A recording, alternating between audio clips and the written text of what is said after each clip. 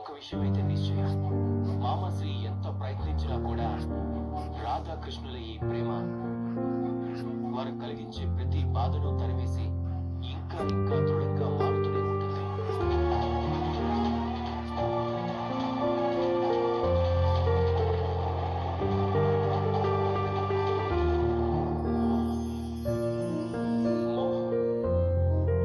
శాస్త్రాలలో రాసింది ఏమిటంటే మోహం కేవలం ఒక వ్యక్తినే కాదు, ఆ మరొక వ్యక్తిని కూడా నాశనం చేస్తుంది. ఎవరిపైనైతే వారికి మోహం ఉందో ప్రజలు ఏం చేస్తారంటే, ఈ మోహం ఒక ప్రత్యేకమైన వ్యక్తిపై కలిగిందంటే అది ప్రేమ కాదు, ఆకర్షణ అవుతుంది.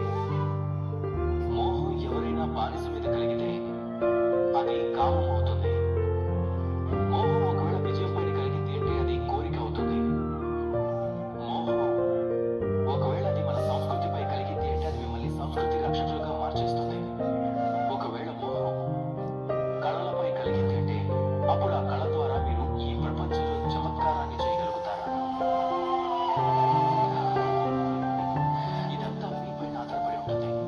ఈ మోహం అనే శక్తిని మీరు పునాది వేయడానికి ఆధారంగా మార్చుకుంటారా, లేదా వినాశనానికి ఆయుధంగా మార్చుకుంటారా?